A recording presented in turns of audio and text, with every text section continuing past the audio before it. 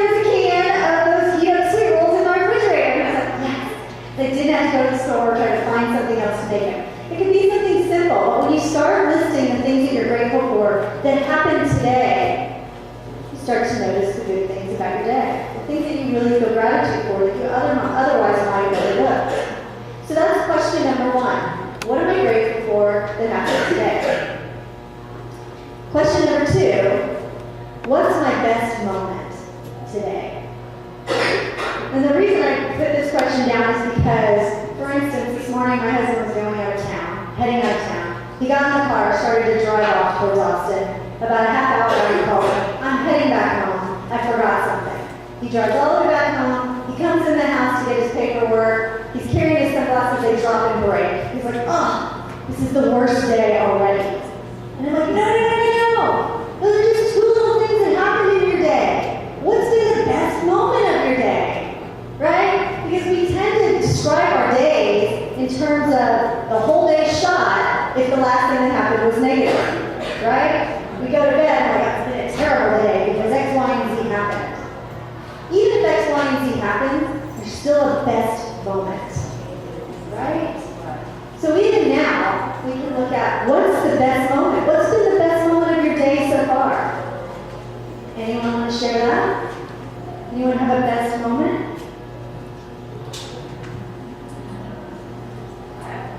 Oh, awesome. I went for a run with my girlfriends this morning. Run for a run with your girlfriend. And how did you feel when you were running with your girlfriend? Going off and ran this morning, and it was like, my day started. Awesome.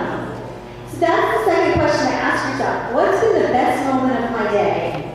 And the second part is, and how did that make me feel? And when you write down these answers, I encourage you to kind of jot down your answers to these questions, because one of the things I noticed is that when I was writing down my best moments, I'd go back and look at them, and oftentimes my best moments were relief that something bad didn't happen. Right? I realized that I go about my days worrying that my daughter would come out of school upset because of bullying, or worrying that, my son's going to forget his homework again, and I'm going to have to drive down to school and give it to him. Right? I go through so much of my day worrying that it wasn't until I looked back and saw all of my best moments were relief. And I thought, I don't want to live a life that's filled with worry where my best moment is relief. I want my best moment to be joy, or happiness, or connection. And so by answering this question, you can also learn about yourself when you go back and find out what is it that matters to me. What is it that's been my best moment of the day? All right, question number 3. What gifts did I give today? How many of you think you give a lot of gifts during the day? You do. You all do. We all give gifts. Gifts are anything that you do for someone else. Even if you get paid to do it, it's still a gift. But the thing is, we give gifts all day long, but a lot of times our gifts look like this. Oh, fine, take that parking space, you jerk. Right? What if you gave the gift like, okay, my gift to you is you may have the parking space. Right? It changes you. It makes you feel better. And we all give gifts. A gift can be a smile. A gift can be a compliment.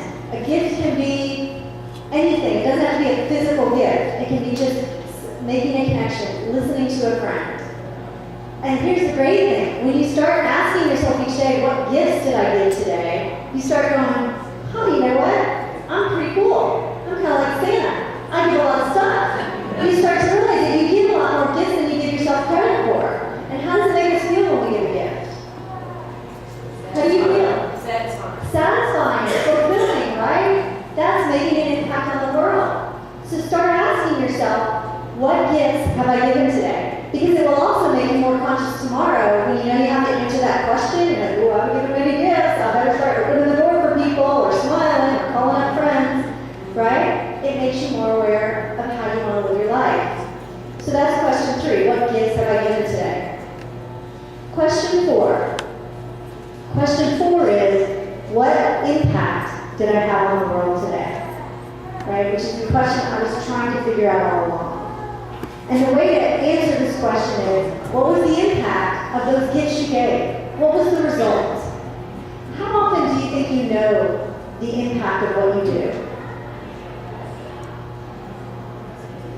You never know the depths of how your actions affect somebody else. So I'll tell you one thing. Think about the moments that have impacted your life.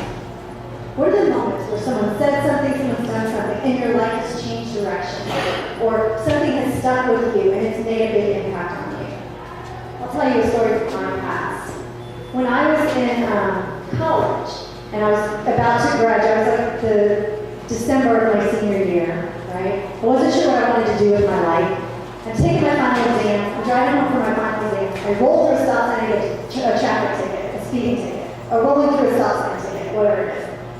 And when the officer stops me, she goes, I didn't have my registration sticker on the car because my mother had sent it to me, it was in the glove box, but Julie did not stick it on the car. So I show her, I'm like, here, I got my registration. She goes, well, I'm going to put both of these things on the ticket, go to the court, tell me you have the registration, they'll dismiss it, and you can take care of your traffic violation. So I'm a senior in college. I don't know anything about the court system. I don't know anything about, but I had to handle this because I was in San Antonio. And I go to court to deal with my traffic ticket. And I go up to what they call arraignment, and they call my name, and I walk up to the judge in the front of the courtroom, and he's like, you got 2 traffic violations, how do you plead, guilty or not guilty? And I said, well, Your Honor, let me explain. I did. I rolled through the traffic sign, but I have a registration sticker in the car. Before he else, it goes, I don't want to hear your story. Guilty or not guilty? What do you plead? And I said, well, wait a minute. I'm not guilty of this. And he goes, all right, not guilty. Jury trial set for 3 months. And I was like, what? I don't know how to do a jury trial. I don't want to, wait a minute. And he goes, oh, what do you want to plead? Guilty or not guilty? And I said, fine, guilty. Because I was so scared I didn't want to have to go to a jury trial. So he bangs the gavel again. Here, guilty, okay, you're fine. So he sends me over. So I'm in the little line waiting to pay a little window with a little hole, right? And I'm starting to get really upset. I'm like, this isn't right. She told me that if I explained to them about this, they would dismiss it, but nobody's listening to me. Starting to cry, starting to get upset. I get up to the window, the lady's like, all right, here's your fine, how are you gonna pay it? And I'm like, the lady told the police officer told me. And I gave her my registration, I'm trying to explain my case through the little hole, and she's like, oh, for God's sake, just go down the hall to the public defender's office. So I go down to the public defender's office, and I walk in and I'm crying as if I've been, charged with first degree murder. And this nice, lovely public defender comes up to me and says, what's going on? And I explain to him through my tears what's happening. And he says, I tell you what, let's go into the courtroom, we'll take care of this. He takes me to the courtroom. I don't even know what he does. I just know he talks to the judge, he talks to me, he takes care of everything. And he says, we got it dismissed, we've got deferred adjudication on your thing, you just take defensive driving, it'll be fine. And I walk out of there. I'm like, thank you, bye, right? And I walk away. When I got in that car, I thought, I never want to go through that again. And that was the day I decided I was going to go to law school and be a lawyer. Because I wanted to be like him. I wanted to be like him. I wanted to be somebody that helped people figure out what they wanted in their life. Help people get through situations where they were overwhelmed. I never wanted to be in a courtroom and not know what I was supposed to do again. Do you know, I've never seen him again. He has no idea that he had that impact on me in my life. He was just doing his job. Probably he was like, oh God, another crying teenager. But he had a huge impact on my life, and he never knew it. So think about the moments that have impacted your life. How many times have you come back and told the person that they impacted it? Probably not very often. You've had that same kind of impact on someone else and you don't even know it. So I want you to sit down and I want you to think about, how did I impact the people that I talked to today? And just assume, just speculate. It's okay. It's okay to guess, right? If you open a door for somebody or smile at somebody, you can sit there and think, what did that do? Well, it probably made them feel good for a minute, right? And studies show that when we do a random act of kindness, there's like a 80% likelihood that that person will then pass it on. If you let somebody in traffic, somebody else is more likely to let somebody else in. It all goes forward. So ask yourself that question: what impact do I have today on the world? Because you are all having an impact. The question is it the one you want it to be? The last question is, What do you want to happen tomorrow? And the reason I have this question in there is because most of the time, whenever people ask me, what do you want? What do you want, Julie? What do you want? I say, I don't know. I don't know what I want. And now when I work with people all the time, the first thing I ask them, what do you want? What do you want in your life? I don't know what I want. It's so much easier to figure out what we don't want than what we do want.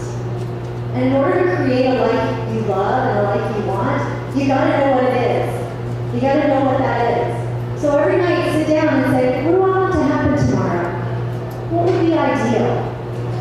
I don't care if it comes true.